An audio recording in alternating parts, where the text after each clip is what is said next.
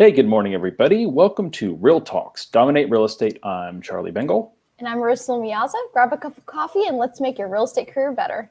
Happy Wednesday, Eyerusalem. What's in the news today? Happy hump day.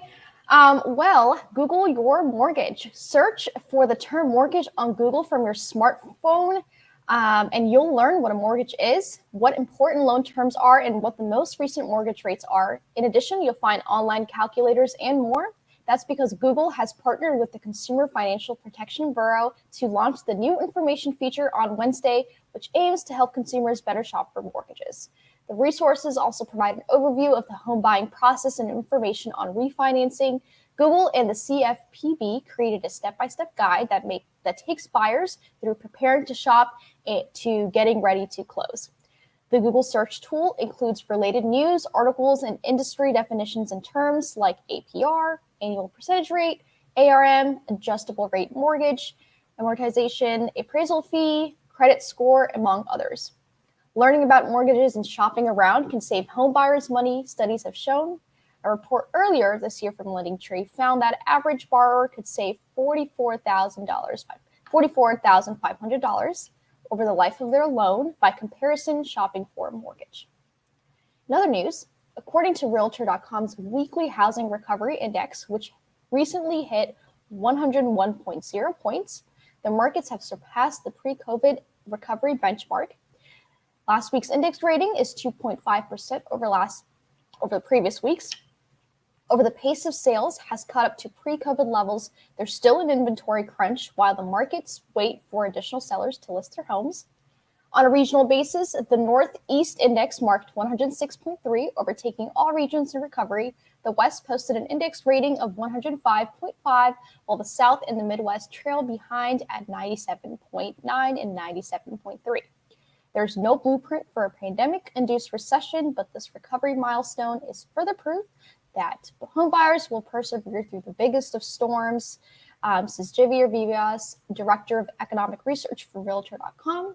Housing remains a must-have during COVID times, and home sales have proven to flourish even under record low levels of supply. The spring season disruptions have given an artificial boost to the summer home buying season. The real question will be whether the market will be able to sustain that pace through the rest of the summer and going into the fall. In other news, new single-family homes sales surged 13.8% to a seasonally adjusted rate of 776,000 in June, surpassing analyst expectations and notching the strongest rate since 2007, according to data released last Friday by the U.S. Census Bureau and the Department of Housing and Urban Development. Sales were up from 682,000 in May and 726,000 in 2019, 6.9% above the numbers from last year. The surge was likely caused by pent-up demand from home buying that came after the pandemic-related halts on real estate that occurred through the country in March, April, and May. The surge was the strongest in 13 years, according to the Mortgage Bankers Association, as reported by MarketWatch. Influenced by both low mortgage rates and low inventory on the market, many home buyers chose to buy new properties rather than existing ones. Record low mortgage rates and pent-up demand from the spring continue to be the main drivers for the housing market this summer, Joel Kahn, AVP of Economic and Industry Forecasting at the Mortgage Bankers Association, said in a press statement. New home sales picked up for the second straight month in June, in line with various other housing market indicators showing strong demand following the pandemic-induced low in April. The median sales price of all new single-family homes was $329,200, while the average sales price was $384,700. There were also 307,000 new homes for sale on the market, a supply of 4.7 months at the current sales rate. While it is unclear how rising COVID-19 rates will affect the market in coming months in a long term, the summer's outlook indicates a rush to buy after a stilted spring season. New home sales keep roaring along, spurred by pent-up demand, Holden Lewis says, the home and mortgage specialist at NerdWallet. Not enough existing homes are up for sale, so shoppers are buying new homes. Charlie, what's going on with rates? Thanks, Eyerusalem. Rates have stayed historically low. 30-year fixed rate 3 1/8. 30-year jumbo remains under 3%. FHA and VA about 2 3/4. So rates for the last month or so have been at these historic lows, and so far they're remaining there. What's going on with the market?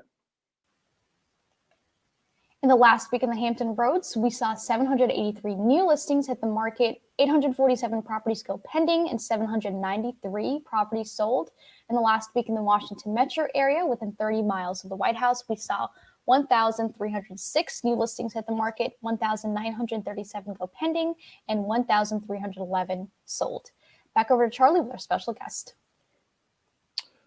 Thanks, Eyerusalem. It's my pleasure to welcome back to the show Coach Amy Lassen.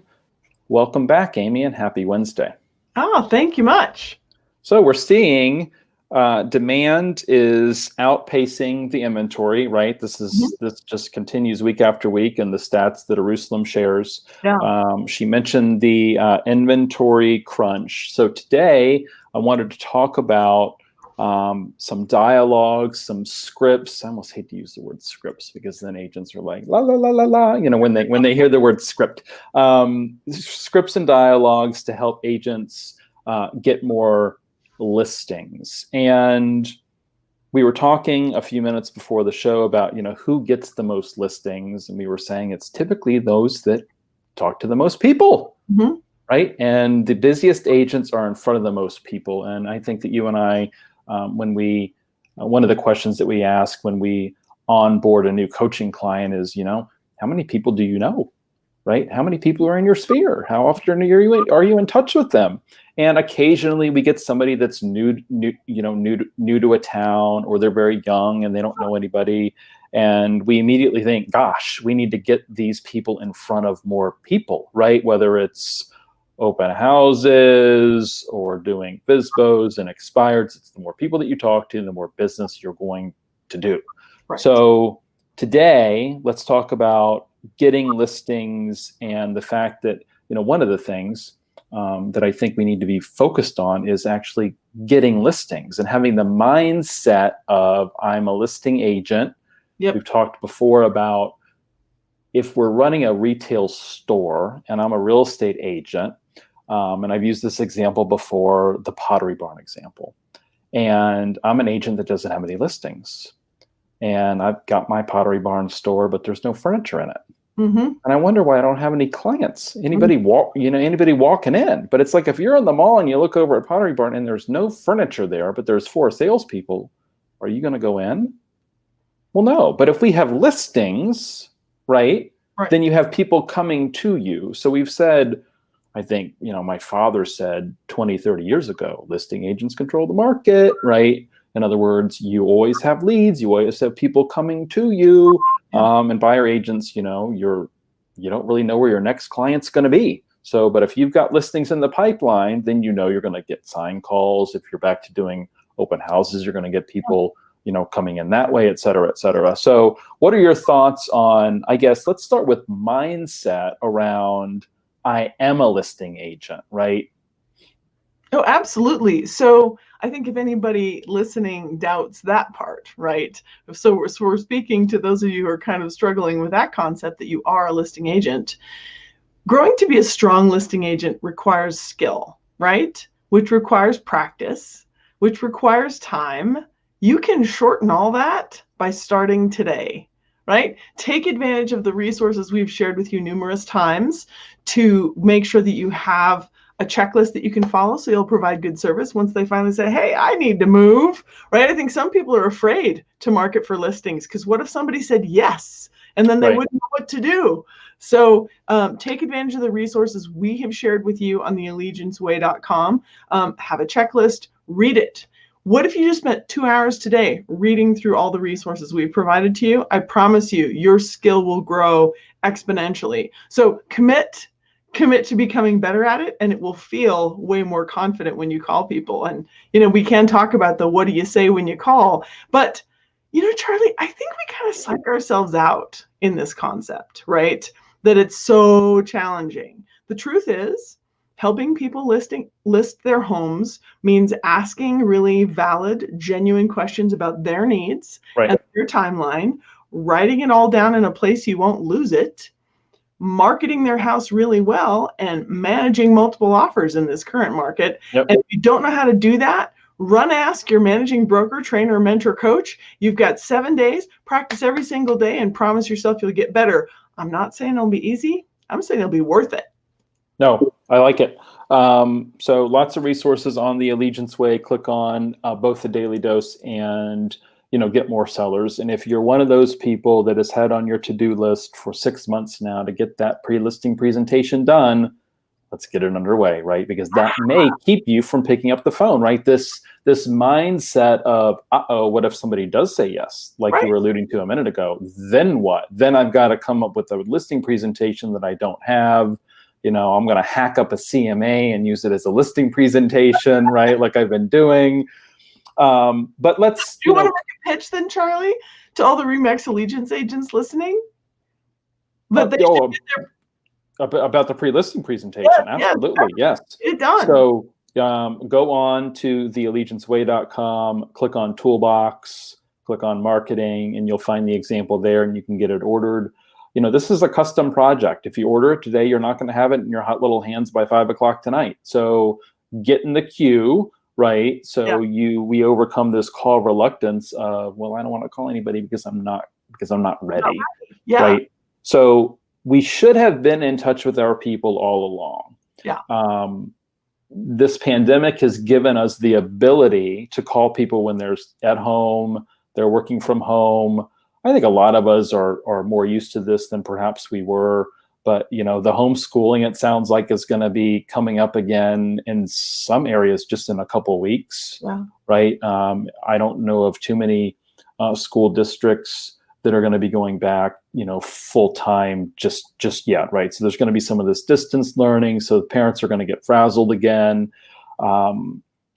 We were saying at kind of the beginning of the pandemic that people want to hear from us, and because when everything was really shut down, people were wondering what was going on in the real estate market. Mm-hmm. Some of us took advantage of that time to make those calls and to have those easier conversations, and some of us didn't. But it's time to follow up. And I think that let's do a challenge, Amy, of can we call everybody in our sphere, everybody that we know, mm-hmm. in the next 2 months, mm-hmm. between August and September, and just have a conversation with them, right? We don't need to spend a bunch of time today, I hope, talking about building rapport, right? Just being yourself, calling people. We're not calling expireds. We're not calling strangers, right? These are people that already know you. So you're going to call them. For those out there that may still be concerned about, what to say, the FORD acronym: family, occupation, recreation, and dreams. You can always start there. Hey, how's the family? I hope when you're having these conversations, you're at home, you're in front of your computer, you're in front of your CRM, you've pulled up the notes from the last time you talked to them that you can refer to, and then you're going to take notes based on the conversation that you're going to have with them today. Because the whole point of the CRM is that you're building this database of stuff about them, right? Mm-hmm. If you don't have their date of birth, ask, hey, I'd love to send you something on your birthday. Do you mind sharing with me your month and day that you were born? People are not going to object to that, right? And then you can go to Cheryl's Cookies and send them a $5 cookie card, right? Instead of going to Walmart and getting a bunch of birthday cards. So let's get into what to say. We're focused on listings. We're ready. We've built rapport, right? We're not calling just to, this is not just the reason for our call. I think, one really good line is, with everything that's happened, are you living in your dream home now? Because for so many people, it's like, well, hell no, mm-hmm. right? I'm living in a condo. We have no outdoor space and the roof's been closed, and I need a place that I can go outside because this has been crazy. We've been locked in here and I need a balcony, right? Or, what? I love my spouse, but we're both working from home now and a studio doesn't work anymore. Yeah. Right. We're both on Zoom all the time and it's become a real problem. It's time to move up to the 1 bedroom, or it's time to move up to the townhouse, right? So I think for a lot of people, that question, the answer is no. Does that mean that they want to move? Not necessarily, right? But as you and I have spoken about so many times, you and I are in tune with this market, right? Our agents are in tune with this market, and we're arming them with news 3 days a week that they can use. We talk about rates 3 days a week now. We talk about the market 3 days a week now. And we know that rates are at historic lows. We know that more listings go under contract every week, both in Hampton Roads and in the DC metro area, than come on every week. So we know this, but our clients don't know this. I don't think our clients know the demand. Our clients are not paying attention to rates, right? Unless they've seen it on the news or whatever, right? They're working from home. They're trying to raise their kids. They're worried about their elderly dog, whatever it is, right? They're living their life. And I think sometimes since realtors are so focused on the market and we're in almost this little realtor bubble, we don't consider that's not everybody. Sure. Right? Not everybody knows that rates are low. Not everybody knows that inventory is, at historic lows. So as we go over these questions today, I would challenge everybody watching to call, to build rapport, to ask these questions, but to really listen. And you and I both know that that's the hardest part of being a coach, right? And I've even challenged coaching clients at one time or another to wear a certain piece of jewelry or to put a rubber band on their wrist when they're talking to people. And it's a cue to shut up. Shut up and listen. They'll glance down, they'll see that rubber band down there, and they go, oh. And just listen. So when you ask these questions, you're paying attention and you're listening for the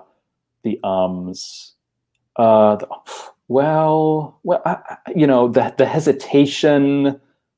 Somebody might say, oh, we're in our dream home. This is great, right? Thank God we moved up 2 years ago, because if we were still in that condo, we would have killed each other, right?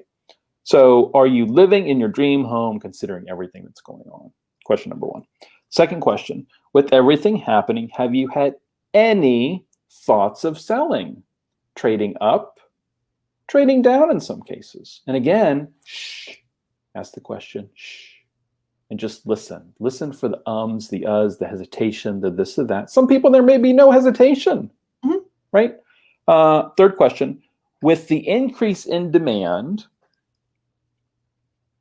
and few homes to choose from, at what price do you become a seller? Because I've used this example before. If somebody knocked on my door right now with a suitcase full of $1 million and says, have you had any thoughts of selling? Here's $1 million. I'm like, did you bring boxes with you? Because we out of here, right? So we all have our price. We all have our price. I love that. Did you bring boxes with you? So that would be something for the agent to be prepared with. I have boxes. Just right. Say that. When we actually have an agent at Remax Allegiance, he has branded moving boxes, and he brings them to the listing with him. Right? It's this Tom Faison, it's all these cardboard boxes. So anyway, so again, you're asking that question, and again, it's with the increase in demand and few houses to choose from, at what price do you become a seller? Because there may be some people where their price is the reality now. Their price is the reality if you get 7 offers like we're seeing in the suburbs. And there's a lot of people that are living in condominiums right now that are thinking about the suburbs, right? And I'm seeing a little bit of a softening of the condo market in downtown DC, a little bit, nothing major, but I think people are thinking, do I want to be in a high rise with 300 other people and sharing elevators in the lobby and touching the same doorknob that everybody's touched, whether the housekeepers have been, keeping it clean or not, right? I mean, it's just, people are thinking, right? And I think we've all heard in the news that there's a lot of people leaving New York City for New Jersey. I've got a client in New Jersey who's like the busiest city he's ever been. And it's people leaving New York for some houses in Jersey. They're tired of, Co-op Canyon and this and that. People thinking about it. So it's our job, I think, to take these thoughts that people are having and to educate them, right? We want to be the knowledge broker. Oh, interesting, right? You won $1 million. It turns out that, did you know that such and such unit in your building sold for, $950, 6 weeks ago. So $1 million may not be, untouchable. Right. So, knowing the market, because our clients don't. So that's the quote unquote script, the dirty word, the scripts. So we presented this challenge. What are your thoughts on this. And I don't think these scripts are particularly salesy. It's just asking simple questions. And I think, a show or two ago, you talked about, one of your questions of, do you plan to move this year? Right? Just very basic. Yeah. So, but if we don't ask, we don't know. I am concerned based on stories that I've heard from agents that they catch up with people. They don't ask any of these questions. Hey, how's it going? Okay, great. Nice talking to you. Click. And it's just like, is that an opportunity lost? Sure. Right. And, once you get through these questions, the last one can be, who do you know who may be looking to sell or to buy? Right? Because they may know somebody. And in my experience, if we don't ask, they're not necessarily going to volunteer the information because, again, they're not thinking about it. They're not thinking real estate when we call them. Right? So what are your, we've got plenty of time left to continue to talk about this sort of a thing. So I know you have thoughts. What are they? Well, the truth is that there's a trainer from years ago who said, you don't have to be good. You just have to be there.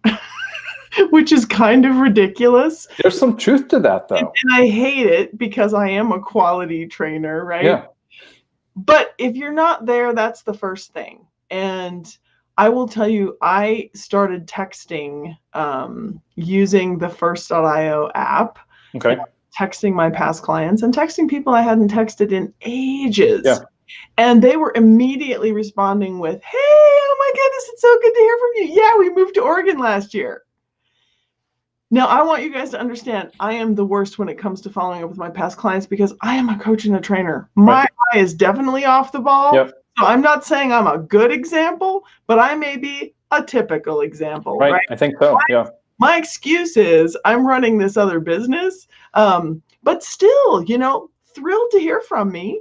But some of them knew that I had moved into a training and coaching role. Had I not emphasized enough that I would also happily help them sell their home. So in my case, it was just being out of touch. It really was. Right. They were thrilled to hear from me. So you just got to be in contact. So don't overthink it. Use any of the scripts Charlie shared. Try them all. Try them in rotation. Call, text, email. Email blast is not a conversation. We've had that talk a lot. But I will tell you, Charlie, the number of coaches who push back on me when I just automatically say call without thinking. Mm-hmm. And they say, really? Do I have to call them? What if they don't pick up? Like they're working, like you said, in a small space with another working spouse and homeschooling their children. I don't know that they want to pick up the phone. And I think that's perfectly legit. I don't think that that's a dodgy question on the part of the agents that we coach. Right. I think texting is excellent. Yep. Right? And I will tell you, I just sat there and texted, and it was incredible the percentage engagement I got. Think about how often any of us answer our phones, thanks to all the robo-dial and everything else. Right. I'm not discouraging calling, but if that doesn't work for you, texting works great. Yeah, and, I would say that if they don't want to answer, then they won't answer. So what if you called? If you didn't get an answer, I would not leave a voicemail. I mean, I think most people can universally agree that we hate voicemail. But then maybe it's a little video text. Yep. Hey, it's Charlie with Remax. Amy, just wanted to reach out and see how things were going. It's been a little while since we've spoken. Hit me back when you get a chance. Yeah. Done.